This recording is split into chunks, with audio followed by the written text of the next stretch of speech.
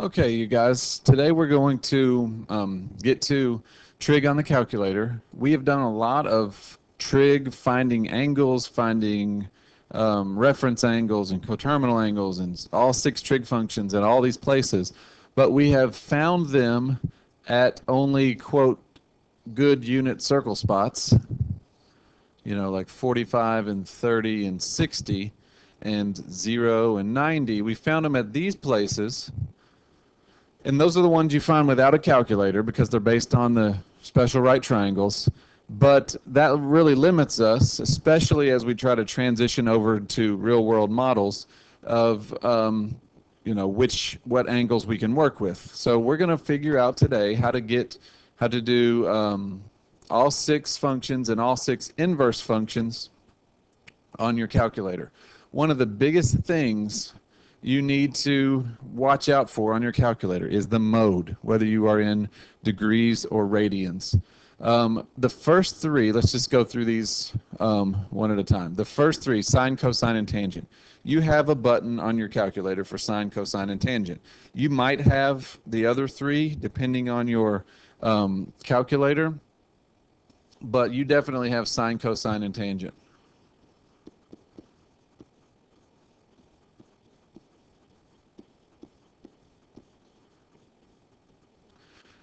The other ones, just make sure you know. Actually, I'll talk about that when I get down to reciprocals.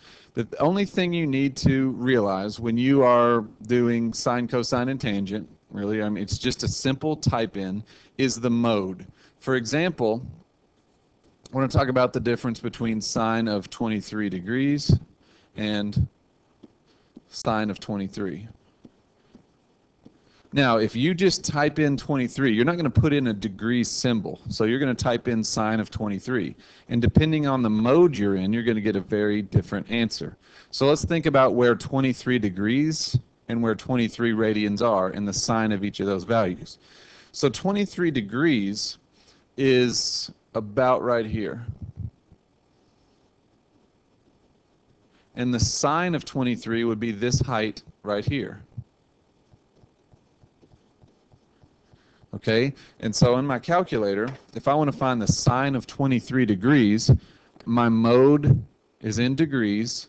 So when I type sine 23, it's just a simple input. I get 0.39. Okay, so over here, 0.39, and that makes sense. I mean, it's not. It looks like it's less than half of a unit up. This is 1. This is 1/2. So 0.39 makes sense, a little bit less than a half. So that's the sine of 23 degrees. Now, if I type in my calculator and I change my mode to radians, and I type sine of 23, I should get something very different. I get negative 0.846. That's because 23 radians is very different than 23 degrees. All right, the entire circle is 2 pi radians. 23 radians, if I go around 2 pi, which is 6 point something, nope, 2 pi is 6.28. If I go around one full time around the circle, I've used up 6.28 of the radians of the 23. So let me just start with 23 and figure out a good idea. Figure out the location of 23 radians. Now, all the radians we've talked about thus far have been like different multiples of pi, like 7 pi over 6 and stuff like that. But 23 just doesn't have a pi in it, but it's still a location of the circle, 23 radians. Now, I'm going to subtract 2 pi and get 16.7 minus 2 pi again. So twice around the circle, I've got 10.4 left. Now I can get another full time around the circle and have 4.15 radians left. So here's where I am right now. I've gone around 3 times, 2, 3, and I still have 4.15 radians left to go. So 1 pi of that would be 3.14. So if I have my calculator and I subtract 1 pi from that, I'm left with almost exactly 1 radian. It's kind of amazing. So 1 radian is pi over 2 radians is 1.57. So if I kept going all the way to the bottom, I would be at 1.57. So I just need to go 1. So, and this is not a spot I need to accurately find. I'm just trying to give you a decent representation of what we're looking for here. So this angle right here, that spirally angle all the way around, this is 23 radians. Okay? The sine of 23 radians, that's down here. And that's why the sine of 23 was, I've already forgotten my number, sine of 23, negative point, let's just call it negative 0.85. Now, I made a big deal out of that. It's just typing in sine, cosine, or tangent of the degrees or radians. But there are many, many mistakes that can be fixed by making sure your calculator is in the right mode. Time after time, year after year, in this class, in trig and calculus, the problem is that the calculator's in the wrong mode. So just be careful. All right, different values of sine 23 degrees and sine 23 radians. Okay, now with that understood, let's talk about the other three. Another huge misconception is about what that little inverse button on your calculator does. Sine inverse of x is not the same as cosecant x. All right? We talked about that. We've already done these for the unit circle spot, so you should know that, but just to reinforce the fact, if you want to do cosecant of x, you do not do sine inverse x. So if I want to know what is the cosecant of 23, so that's 23 radians, I want to know the cosecant at that spot, that is 1 over sine of 23. All right, so if your calculator does not have a cosecant button, which most do not, you just need to do 1 divided by the sine. All right. Obviously, I think the misconception is that negative 1 means put it on the bottom, which is not the case. That negative 1 means inverse, not necessarily put it on the bottom. Inverse of multiplication is division, but not this. All right. So cosecant of 23 would be 1 divided by sine 23. I get negative 1.18.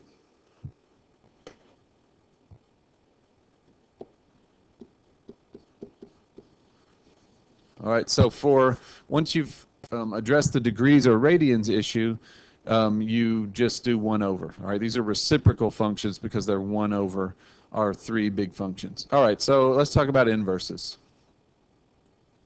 Inverses, straightforward. Now,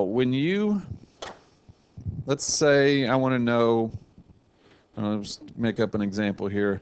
Let's say that I want to know the inverse cosine of, I don't know, cosine is always between -1 and 1, let's say 0.75. Now, we talked a little bit about these with the unit circle spots. I could have said inverse cosine of 1/2, and you would have come up with the angle whose cosine is 1/2. Inverse cosine 0.75 in the calculator.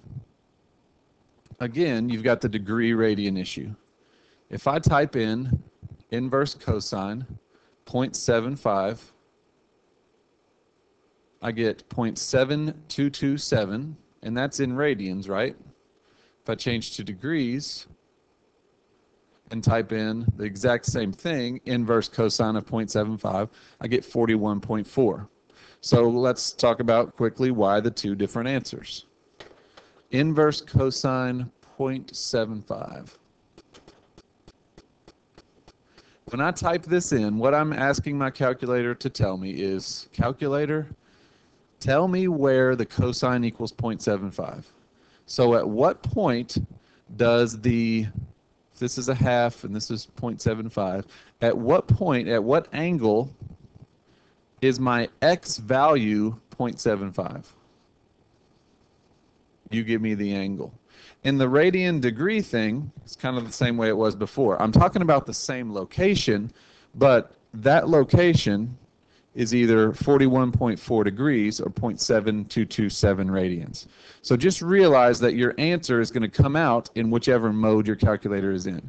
And usually if you get a number like 41, it's in degrees, and a decimal like 0.7227, it's in radians. That's not always the case, so just be careful.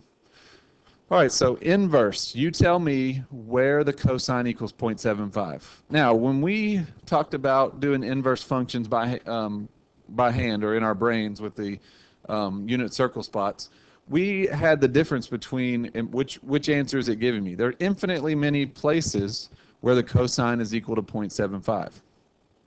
The same rule applies as it did that time. If it's a cosine or a secant or a cotangent, the answer is going to be somewhere up here. All right, this location down here is also a place where the cosine equals 0.75. I don't want my calculator, and neither one of us want to confuse the two. So it's going to give me the one answer from quadrant 1 or 2. It's cosine, cotangent, and secant. Those are going to come from quadrants 1 or 2. So realize when you type cosine of 0.75 into your calculator, it's giving you one of infinitely many answers, and it's giving you the one from quadrants 1 or 2. If you type one of the other three in, sine, cosecant, tangent, it's going to give you the one answer that falls between negative 90 and positive 90 degrees in quadrants 1 and 4. All right. There are infinitely many. Your calculator is programmed to give you that one. And we'll have problems where we need to find other ones, and we'll get to those as we come. All right. So now we've got the first big three straightforward. We've got the reciprocals. We've got inverse of the first big three, now inverse of reciprocals. Because there's no cosecant button, there's definitely not an inverse cosecant button. All right, so this one's, it's something you just need to remember, but it's theoretically the most complex. Let's say we want to know the inverse secant of 1.7. All right, sine and cosine never go above 1. Secant and cosecant never get between -1 and 1. They always live outside of -1 to 1. So you're always going to have a number bigger than 1 or smaller than -1 if it's going to be defined. Secant inverse 1.7. Here are the two things that people try to type in their calculator. Secant inverse 1.7 logically would be 1 over, and secant's partner is cosine, 1 over cosine inverse 1.7. So before I hit enter and see what we're going to get, see if you can predict what I'm going to get when I do 1 over cosine inverse 1.7. All right, make your guess in your head. Write it down if you want. See what happens. All right, we get a problem. We have an error. Luckily, if you tried this, the calculator would tell you something's wrong. But what's wrong with it? Well, cosine inverse of 1.7 does not exist because cosine is never equal to 1.7. So you can't say, calculator, tell me where cosine equals 1.7, because it never does. The mistake is in the order of operations. All right, what we need to do to find a secant inverse of 1.7 is instead of, and you should write this down, it's not equal to this. Instead, it's equal to this.